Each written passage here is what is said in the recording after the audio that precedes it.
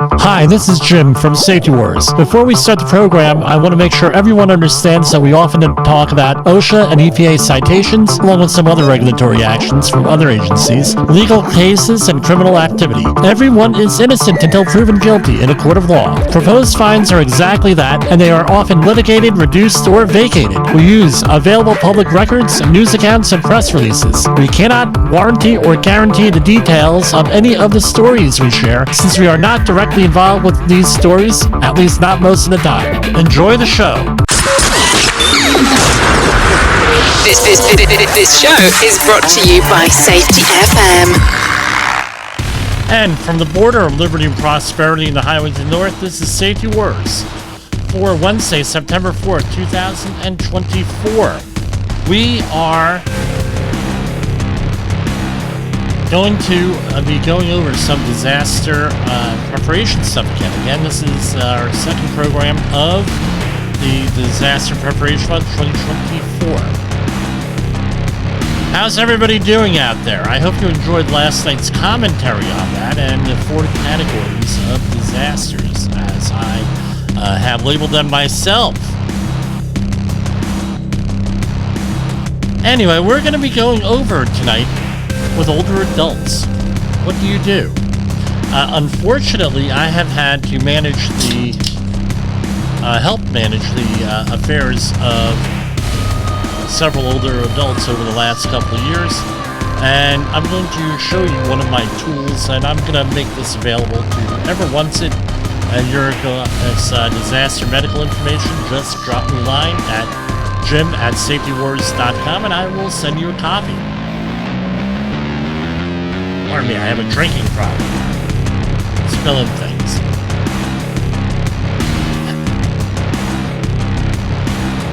A lot of news tonight. On our next show, we're going to be going into that.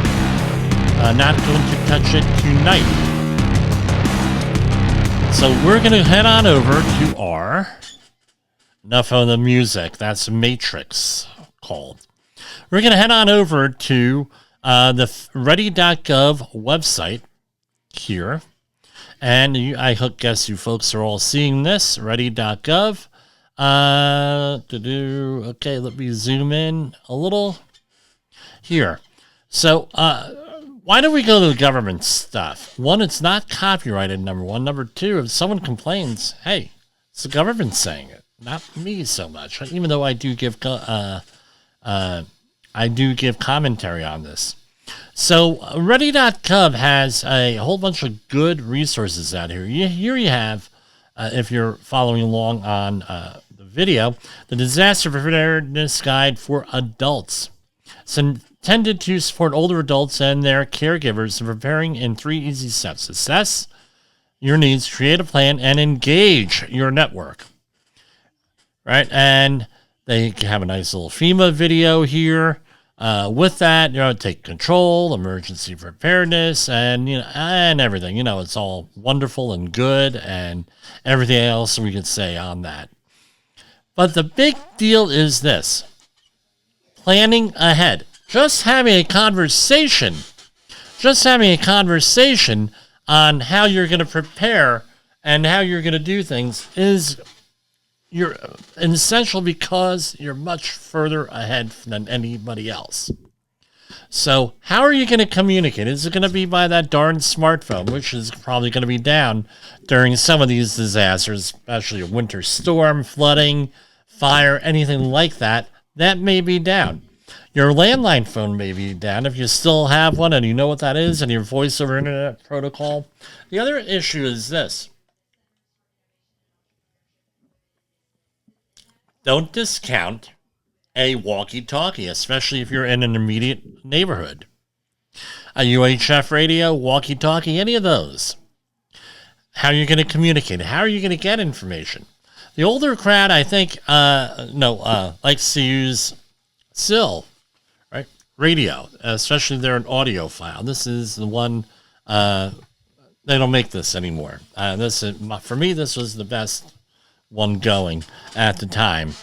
I got it from my father's house once he passed away. But anyway, radio and TV. You'd be shocked, or maybe you wouldn't be shocked. We had an internet outage here a couple of weeks ago, and we had everybody freaking out because they couldn't watch TV because everything's on an app. And I said, well, I'll just hook up the old-fashioned VHF antenna. Take me about 10 minutes. Oh, what's VHF? We can't do that. Well, first of all, it's very high frequency, and then you have UHF, ultra high frequency. It was like foreign, especially to my kids. I had told them about it, and just never really understood what was going on. So that's the big thing. Plan on how you're going to communicate. Plan for food, water, and essentials for you and your pets or service animals. Research pet-friendly evacuation centers. Plan for your transportation. If you have mobility issues, how are you going to get from one point to another? How are you going to evacuate?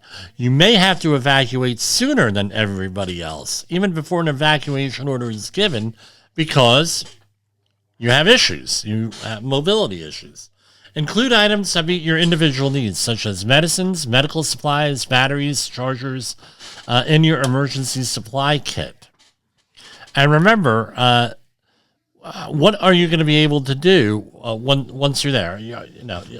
If you're going and, let's say, handicapped equipped van that's not your own, you're being transported by someone else, you're not going to be able to bring a lot of stuff with you. So there are essentials that you need.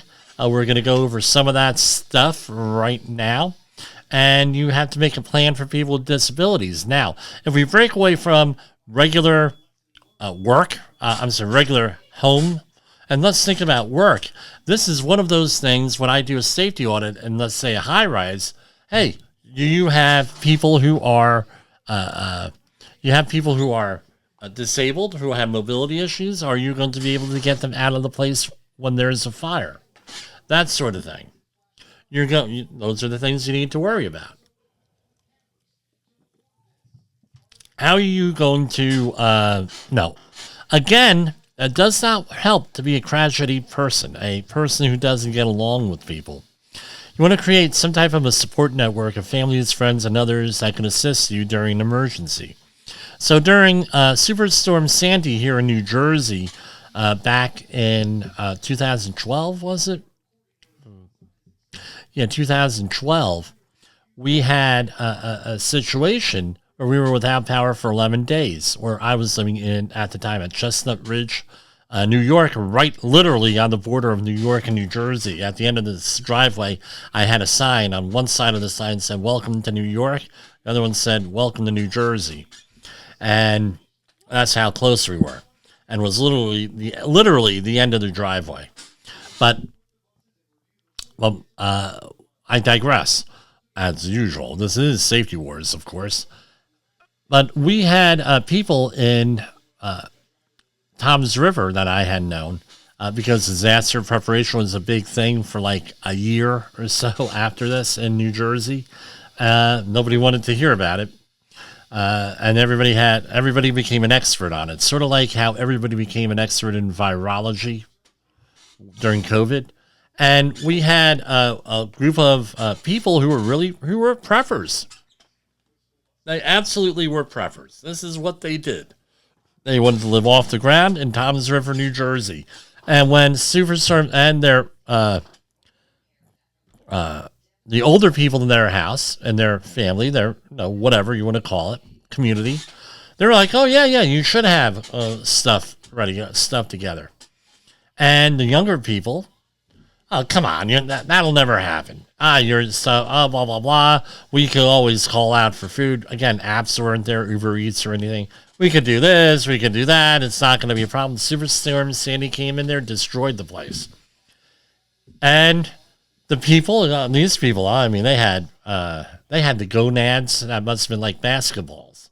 They said everybody came from their family who were ridiculing them to get their stuff. "Hey, do you have this? Do you have that?" They said, "No, you go to the shelter. We've been telling you to prepare like this for 2 years for disaster." Oh, and by the way, people in the family who weren't mocking us for the last 2-3 years, guess what? Come on in. We're happy to share. And they said, and they estranged themselves from the rest of their family. Again, not my approach, but this is the approach of the family. And this is why it's important to have a support network. Get along with people. Try to mend fences. Or forgive. If you can't, as you're able to here, right? Don't forgive the unforgivable, but, even though as a Christian you have to forgive. But you know what I'm saying. Jesus said to forgive, not be a fruitcake. Meaning, that's an old term, meaning don't be a jerk, don't be an idiot, or anything else with this. Create a support network of family and friends that can help each other. Again, this could be your street, your local family, and everything else. And there are other resources here that they list. Now, one of the ones that became essential, right, for me, right, make copies of Medicare, Medicaid, Medicare, and other insurance cards. Take pictures of your house. Make sure you have current pictures of your house would be another one. Throw that on the list of things that you need to do.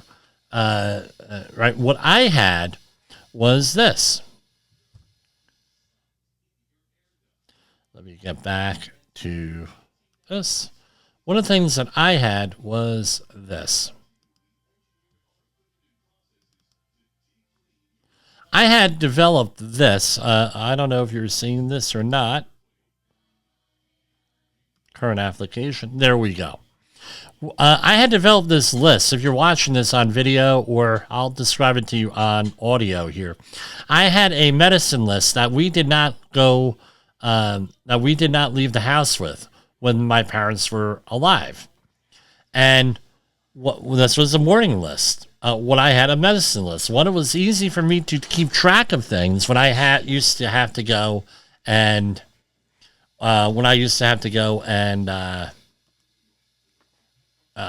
refill those pill tray things. No, I have an example right here. These pill trays.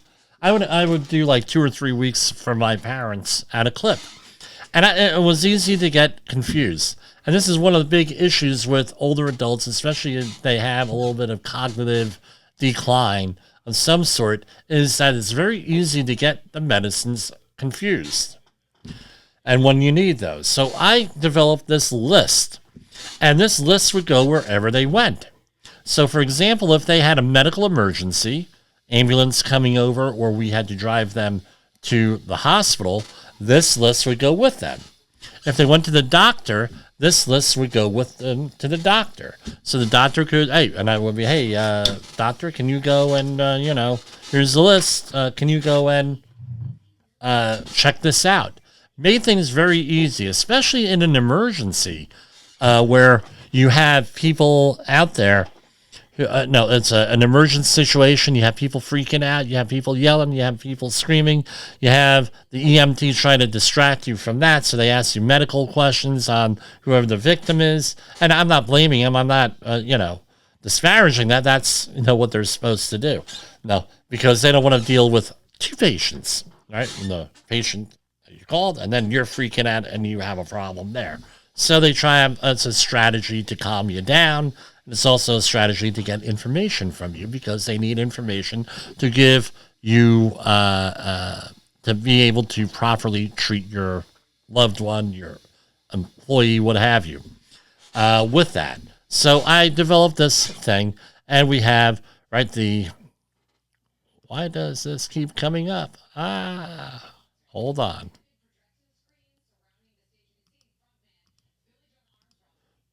Right, there we go.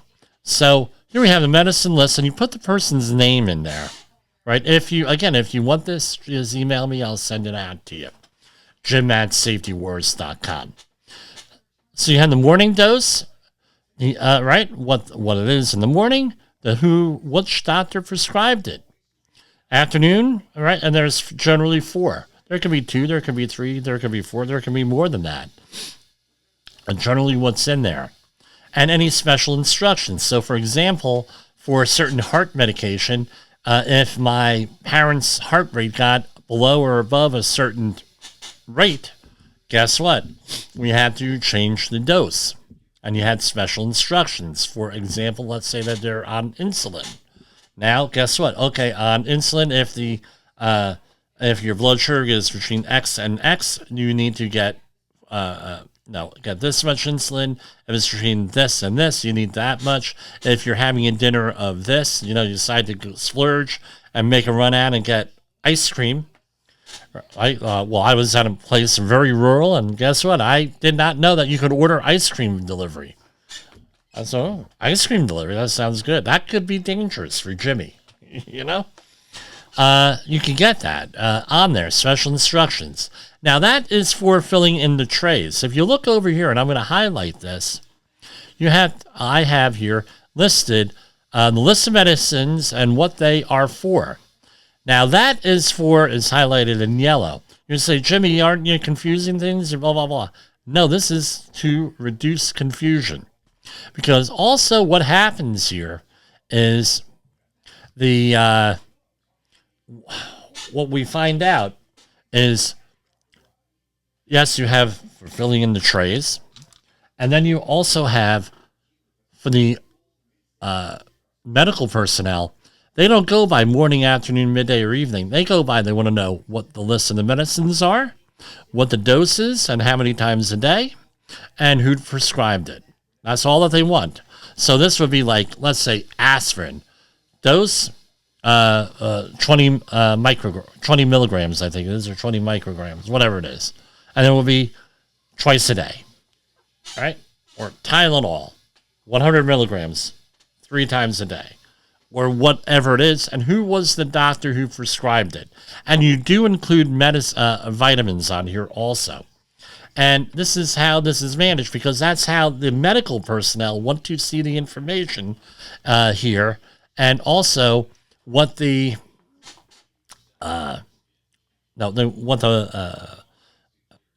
it gets inputted into the database, into their program is like this: list of medicines, what they're for, dose, how many times a day, and who prescribed it. Now, Now you would think, well, hey, I'll give you a good example: beta blockers. The whole class of beta blockers for the heart, and generally speaking, they slow the heart rate down. They're meant for that. So let's say people who have heart issues, maybe a heart attack or something like that, may be on some type of beta blocker. However, beta blockers also have other uses, have off-label uses. For example, they're often used to treat anxiety.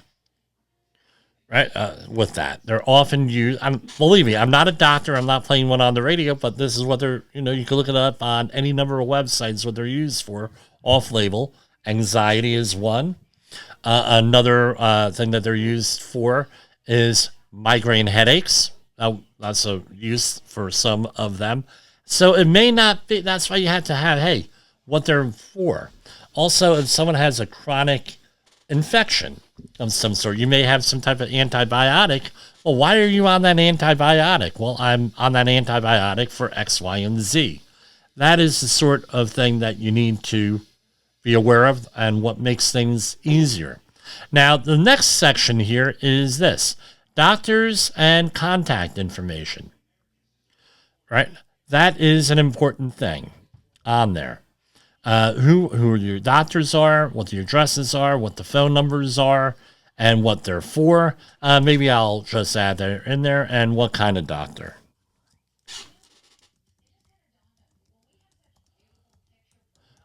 Are they a general practitioner? Are they a kidney doctor? Liver doctor? Oncologist? What is that? And the phone and the address.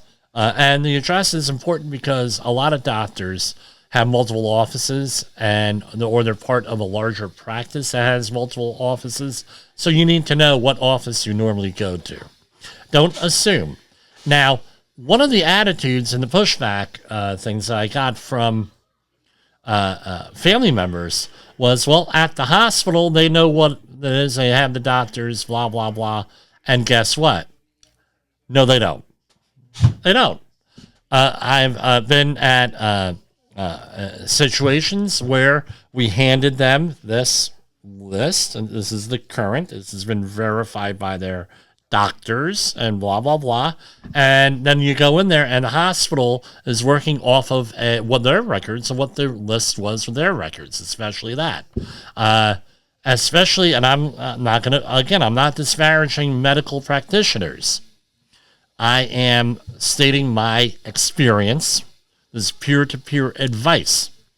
Where I was at one hospital, and they had replacement nurses because the nurses were going to go on strike, so they had per diem nurses, and they said, well, our records say X, Y, and Z. And I said, well, your records are 1 year out of date, number one. Number two, this is the list, all filled out, number two. And number three, you're giving my parent medication that they're not on anymore. Why are you doing that? Well, we didn't know. And it's like, and I had to sit down and said, I had to hold my, I was like, look, I don't know. I know you got 100 patients in here. I don't know what kind of system you have, but again, this is the list. This is the list you need to use. And when they're like, I said, I don't know where you're getting your list. Can I see a supervisor? Because there's something really amiss here. Once you ask for a supervisor, usually stuff gets straightened out, or a patient advocate, they sometimes call them. And again, this is the way it is. And this is why it's important to have this. Something else on this list I'll highlight is this. Hospital information. So we have to deal with this with a family member right now with hospital information.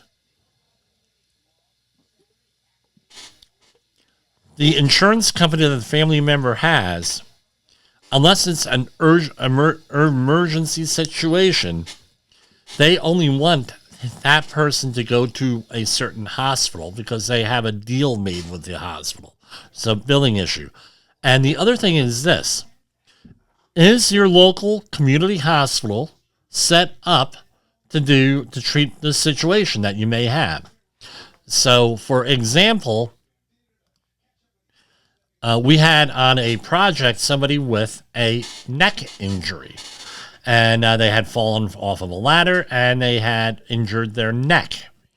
And there was a hospital right literally across the street from the job site. So the idea, so I was like, oh, well, good. Or it was me, my person said, oh, good. Right across the street from the hospital. Okay, ambulance, they'll be in there. The ambulance comes and says, they ain't going to that hospital. Why not? Well, they're not set up to deal with neck injuries at that hospital. We have to go to another hospital on the other side of town. Oh, really? Yes. Because if we go there, emergency room, all that they're going to do is stabilize it, and the patient is stabilized already. We did that here. All that they're going to do is say, okay, now go to the other hospital because they're not equipped here for this. And that's basically what happened. And guess what? There was a good outcome overall because they went to the appropriate hospital. And this is why it's important to have on your list what the hospitals are you're supposed to go to. And with that, the insurance company and your insurance numbers. Have a copy of the card. The patient name and address and health issues. This is another thing. The hospitals may go off of their records, like my experience with them. However, health issues change. A lot of times, you don't rely on the patient, especially if they're older, to tell what the health issues are because they may be embarrassed. You know that there are certain health issues out there that people feel embarrassed about discussing. And also, it's a confidentiality thing.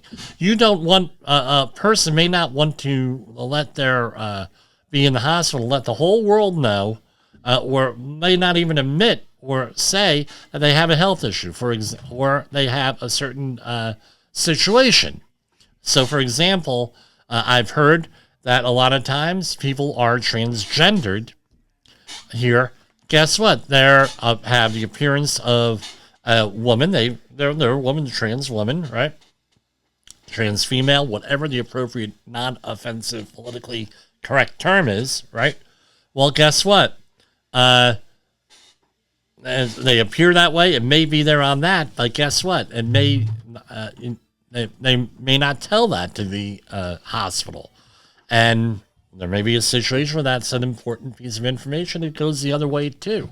Another thing, diabetes. A lot of people have, because there's still, even though 1/5 of the nation is either diabetic or pre-diabetic, there's a lot of shame around that illness, especially with the type 2 diabetics there that may have complications. They may not tell the hospital, the EMTs, that they have diabetes, hypertension. They may not know that they have these illnesses too. All of this stuff goes in there, and there may be other illnesses, HIV. There's a stigma with these illnesses. There are many others out there with that. And now it's Mpox or monkeypox that is associated with as a sexually transmitted disease for some populations. So this might be something that they don't want to share. Who's the health care advocate and contact info? So that was my brother and I. And what is the pharmacy information? What pharmacy do they go to? They may, upon discharge, they may have to call in some prescriptions. You need to know what pharmacy you want to go to. Now, the other thing is this.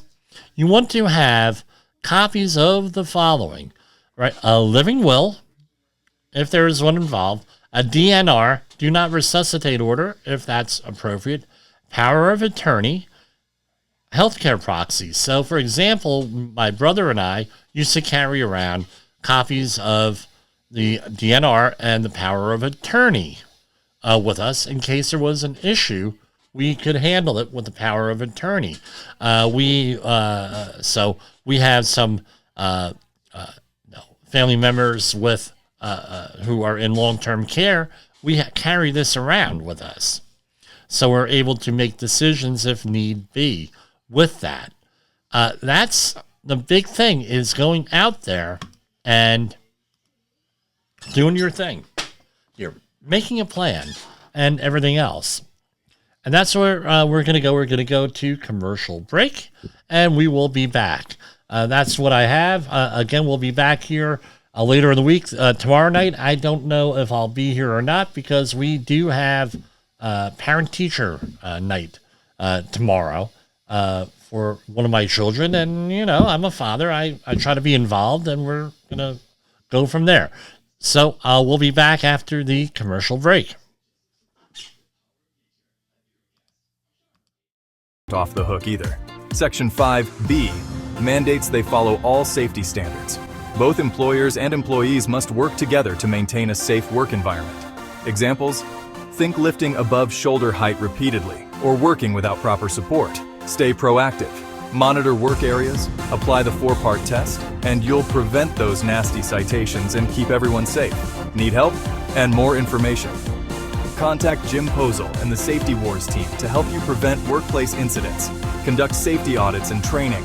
Contact the Safety Wars team at jim@safetywars.com or 845-2695772. Visit us on the web at www.safetywars.com. Let's build a safer workplace together. In the professional safety community, communication and planning are just a few keys to your program's success. The question many practitioners have is, where do I start? Dr. Jay Allen, the creator of the Safety FM platform and host of the Rated R Safety Show, has built a global foundation to help you along the way. Go to safetyfm.com and listen to some of the industry's best and most involved professionals, including Blaine Hoffman with the Safety Pro, Sam Goodman with the Hop Nerd, Sheldon Primus with the Safety Consultant, Jim Posel with Safety Wars, Emily Elrod with Unapologetically Bold, and many others.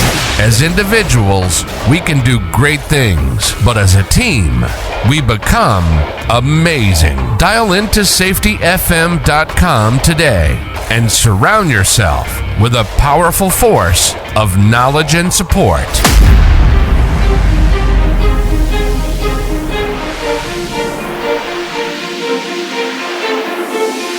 We're going to go into some stories here, and since we're coming in on some of this stuff in the middle of the program on some of these platforms.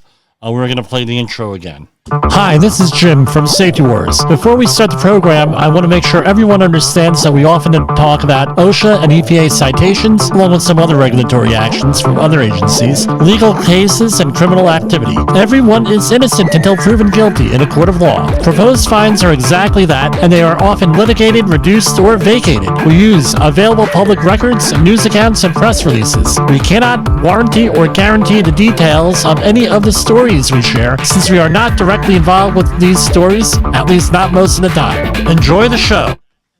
OSHA recordables, catastrophic losses, environmental disasters. You want answers? So do I. This is Jim Posel with Safety Wars. That's my daddy! Alright, so it looks like we got everything sorted out here with the video and everything else. I don't know, I think it's a bandwidth issue here that I can really do anything about. I have a 5G connection here. So, something going on here with the software. All right. So, as I said, everyone, I replayed the intro because I don't want to get into a problem here with people. So, we're going to, for you video listeners, are going to be your viewers are going to be redoing the first half of the program here. The Department of Labor recovers $141,000 in wages and damages for 28 workers wrongly denied overtime by Dallas area home health care provider. So basically, the U.S. Department of Labor's Wage and Hour Division found a company paid 28 non-exempt employees, meaning that they have to pay them overtime, straight time for work for hours over 40 hours worked in a week, when time and a half was required. So when they hit 40, they paid them straight time rather than time and a half. So they recovered $70,631 in back wages and $70,631 in liquidated damages. Home health care employees are among the most nation's hardest working. Again, hardest working. This is all from Jesus A. Valdez.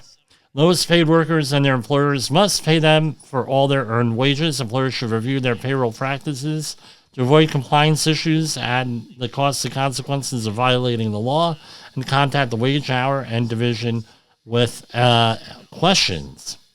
Again, you're going to be seeing a lot more of these. You're already seeing a lot of them.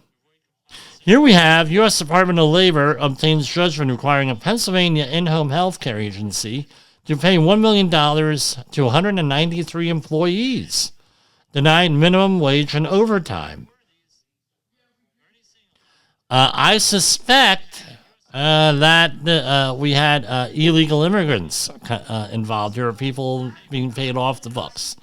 U.S. Department of Labor has obtained summary judgment in federal court in its effort to recover more than $1 million in back wages and liquidated damages for 193 employees of a Pennsylvania home care agency and its owner, which failed to pay the workers required minimum and overtime wages. In response to the department's motion for summary judgment, the U.S. District Court for the Middle District of Pennsylvania entered a judgment requiring a company in Lebanon and its owners to pay $500,000 in back wages plus an equal amount in liquidated damages.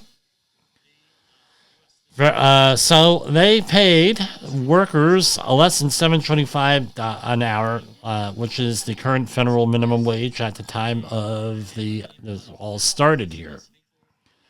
Again, if they're violating this, they're violating OSHA regulations. And it goes on and on and on with home health care type stuff and in healthcare systems here.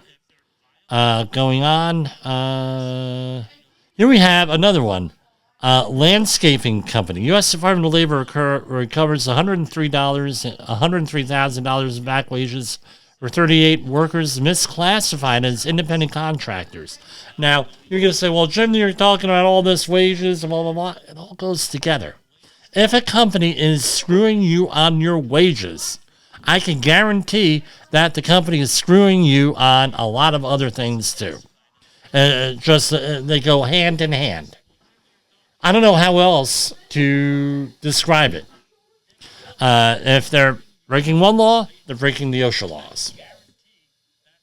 Right? The U.S. Department of Labor has recovered $103,665 in back wages for 38 workers employed by a South Lake landscaping company and misclassified them as independent contractors, and by doing so denied them overtime pay. This is part of what the issue is here.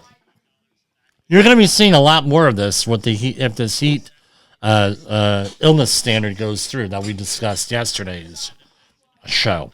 So, why is that?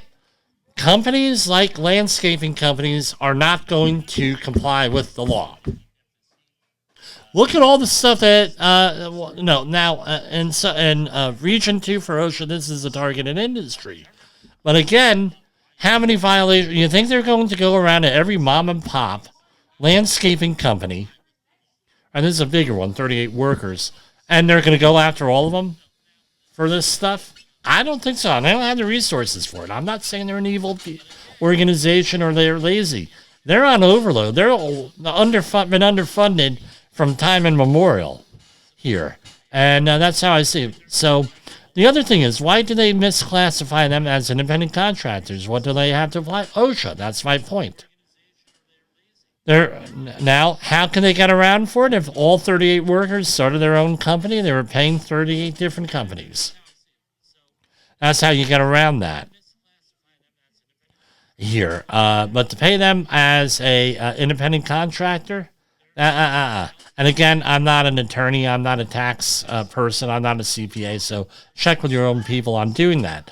The other thing is that they, because they're paying them like this, they don't have to pay any taxes. They don't have to pay any workers' comp. They don't have to pay liability insurance. They don't have to pay a whole bunch of stuff with that. And I mean, I'm looking at the Department of Labor thing. This is like going on and on and on and on with this. So this came out last week, August 29, 2024. The Department of Labor completed impact inspections at 16 mines with histories of repeated safety and health violations in July 2024. The U.S. Department of Labor announced today, this is last week, that its Mine Safety and Health Administration, MSHA, completed impact inspections at 16 mines in 10 states in July 2024, issuing 239 violations and 1 safeguard.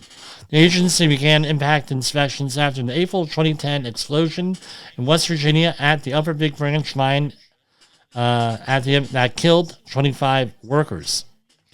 MSHA's impact inspections since 2023 have identified 4,314 violations, including 1,189 significant and substantial and 82 unwarrantable failure findings.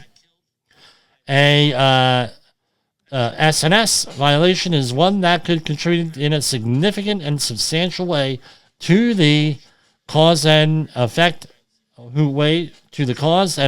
a safety health hazard. Of the 239 violations in July 2024, MSHA evaluated 70 as a SNS as significant and substantial. 11 had unwarrantable failure findings. And they list them all going through here. Now, what were they looking for? Accumulations of combustible materials in a coal mine. Bad issue. I mean, there were towns that had fires underground from coal mines, and they haven't gone out, and it's been decades. In one town, almost, I believe it's New Straitsville, Ohio, it's almost a century of that. Don't ask me how I know, right? And it wasn't because of the Moonshine Festival. I was not there for that, unfortunately.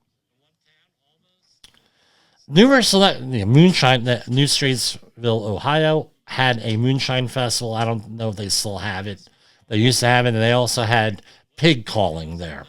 I worked with a person who won the pig calling contest. Numerous electrical hazards were identified throughout a mine. For example, inspectors found a hole in the side of a belt conveyor drive system, exposing miners to a potential 480-volt electrocution hazard. Another mine they had an issue with extremely hot and smoking tail pulley bearing on a belt conveyor. To protect miners from an imminent fire and explosion, the hazard miners were immediately removed from the mine. Mine management failed to ensure fire warning systems were in there and everything else. So, no, MSHA, no, we don't talk about it a lot, but they're one of the bigger organizations here. And that's what we have there. We already covered that on other programs here. U.S. EPA News.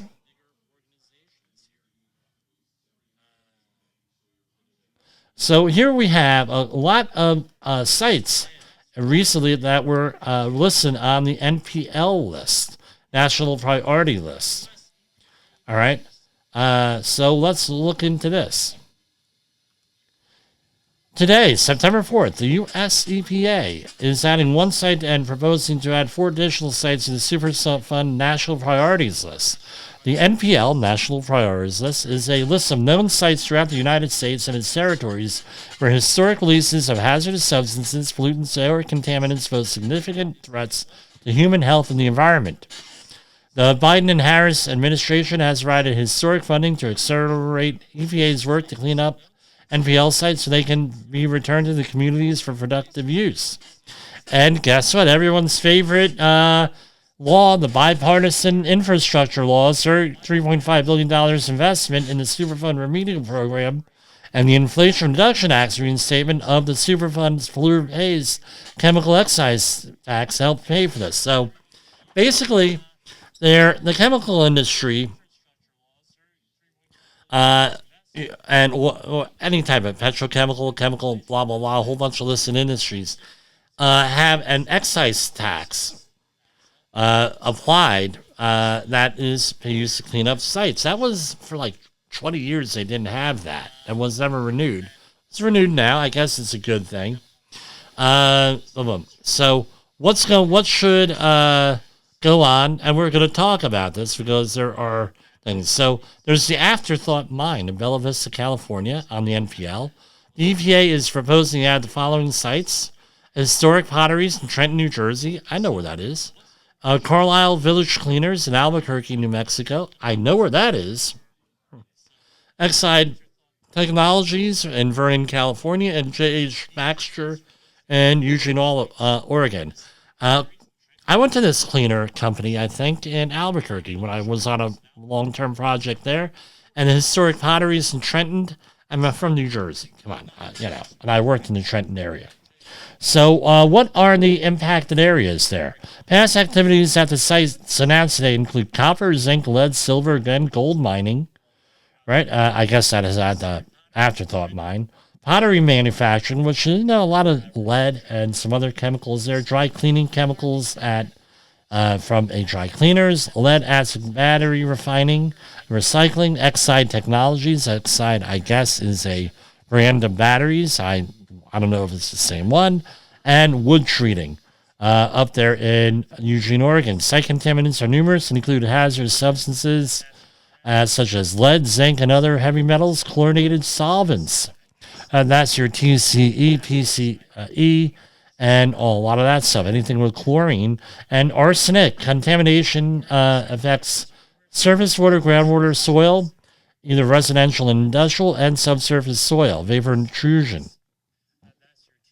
With that, we have a press release for every one of these here with this, and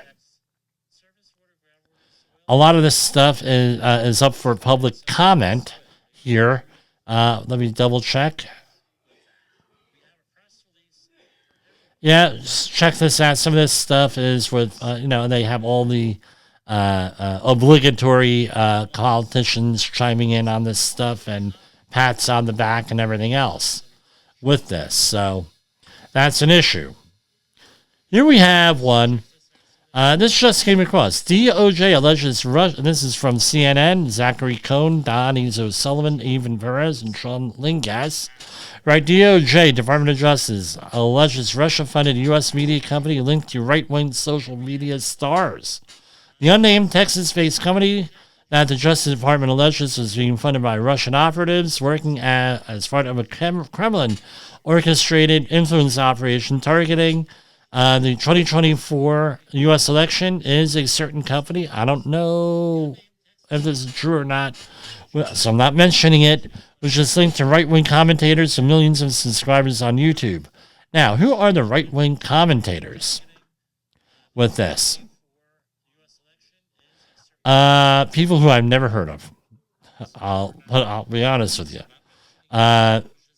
Here with this. Just never heard of them. I mean, they may be popular online, but a lot of people have never heard of me, and then I find out how popular I am with some things. I don't know. So that's what I have for tonight. Let's see if there's anything else going on here with things. There was a school shooting in Georgia today. Two children were killed in a high school, and two administrators allegedly, and their 14-year-old suspect allegedly, as of right now, has been captured. Hopefully they'll get to the bottom of this. And my comment on all of this is always the same with this. I don't think we're going to get gun legislation passed or anything like that, but I do think that we could probably get an update to the Occupational Safety and Health Act, where schools now fall under the jurisdiction of OSHA, because public schools don't do right now. And what they're going to need to do is, well, why would that make a difference? That would make a difference because there would be a automatic federal investigation and fines levied for schools that don't have security. You're going to protect the teachers. You're going to be, by extension, protecting the students. My opinion, easy fix here. If Congress could get their groove note together. So, my condolences to everybody else here with all. No, I don't want to mention who the victims are here. Again, remember, there are people involved here. I'm not automatically mean to take a political hit here, make a political comment here, and make political hay out of this. However, nobody's giving solutions, and I think that would be a workable, foreseeable solution for everything, is everybody has to obey the same laws here. With that, you could agree, you could disagree with this, and our hearts go out to the families. As you know, we had a mass shooting here last December in my town, and we knew the family that was involved with this. It's one hell of a thing to go after, and these are human beings, and our community is still impacted by this thing a year later, and I don't think we're ever really going to get over this. To be honest with you. So I will be back tomorrow night for Safety Wars. This is Jim Posel. We'll see you tomorrow. The views and opinions expressed on this podcast are those of the host and its guest and do not necessarily reflect the official policy or position of the company. Examples of analysis discussed within this podcast are only examples. They should not be utilized in the real world as the only solution available, as they are based only on very limited and dated open source information. Assumptions made within this analysis are not reflective of the position of the company. No part of this podcast may be reproduced, stored in a retrieval system, or transmitted in any form or by any means, mechanical, electronic, recording, or otherwise, without prior written permission of the creator of the podcast, Jay Allen.